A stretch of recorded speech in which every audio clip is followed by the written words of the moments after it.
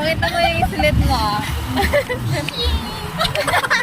Mare, nakayata magpalimos ngayon eh. Mare! Nakayata magpalimos ngayon. Ano naman mo? Outfit reveal! Hi mga Beshi Waps! So for today's video na hindi naman today's video, ayun nga, so nagkaayaan ang team girls ng PhilHealth na pumunta sa Malolo sa May Cabanas para kumain dito sa Chodoricos. So nag-decide kaming lahat na dito na lang sa Chodoricos ganapin yung padespedida ni Pedoy. So ang Chodoricos nga pala, ito ay unlimited buffet na pwedeng unlimited drinks din and pwedeng piliin lahat ng gusto nyong food na naka-serve doon. So nasa sayo na kung anong gusto mong kuhanin.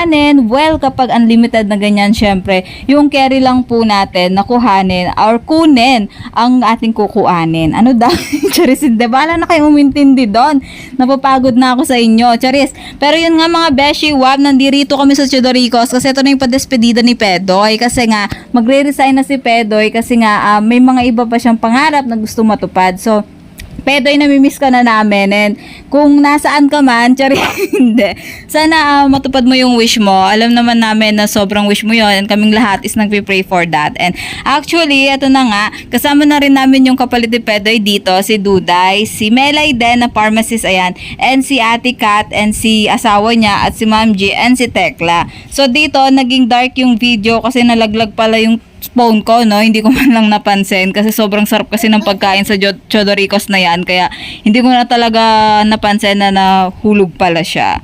So yan mga Beshi Wap, and so nung napansin ko na nahulog yung phone na yan, nilift ko na siya, o diba? Sobrang sarap ng pagkain sa Chodoricos, hindi ko na napansin na nahulog pala yung phone. And ayun nga, nag-enjoy kami dito. Ayan si Duday, alam ko hindi niya pa siya masyadong kakilala pero matagal na si Duday ngayon, nabibig voice record ko to is April na. So ngayon ko lang siya na-upload kasi mga Beshi Wap, sobrang busy ng lola nyo. Alam nyo naman ang lola nyo, alipin ng salapi, kaya kailangan magtrabaho na magtrabaho. And wala na akong pahinga kung di isang araw lang talaga kasi sobrang kailangan ko ng pera. Kaya sa mga tao gusto tumulong sa akin dyan. Charis lang. Hindi nga, pero biro. Kailangan ko talaga ng pera kasi alam nyo naman si Papa, may sakit and yun nga, mahal yung mga gamot niya. So, di namin afford na kasi naghirap na kami mga Beshi Wap. Hindi na kami mayaman. Chores! Pero yun nga mga Beshi Wap, si Tyron ang ingay-ingay, no? Gusto ko na siyang sakalin. Sinabi ko sa kanya huwag siyang maingay kasi nagbo-voice record ako. Diyos ko, ingay-ingay pa din niya. Sa pagbalik niya dito sa kwarto, ay susubsub ko na talaga siya. Charis, hindi.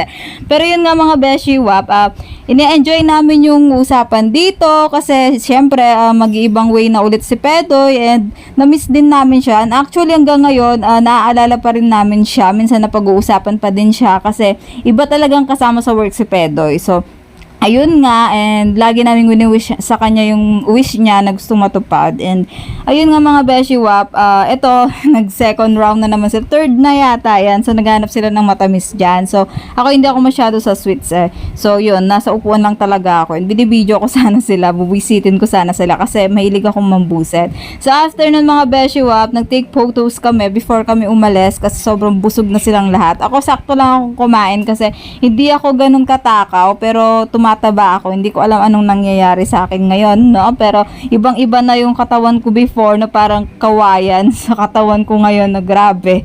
Sobrang taba ko na. And ayun nga mga Beshi Wap, after namin dito sa Chodoricos, sa labas nag-take photos kami together with the PhilHealth girls and the pharmacy. And ayun nga mga Beshi Wap, dito kami sa may middle kasi sabi ni Ma'am G, doon kami magpwesto to post. But then, may mga dumadaan na car. So, pag kami dadaan, tatabi kami, nasisira yung aura namin dyan. So, we decided na lang take one photo and then nag-walk na kami mga Beshi Wap. So, after namin dyan is naglakad-lakad kami and may sinuggest sa amin si Ma'am G na tignan yung Korean Mart yata yun na pinagbibilhan niya ng candies na gustong-gusto namin kasi ang sarap niya. Nakalimutan ko yung pangalan niya. Ito siya yung place.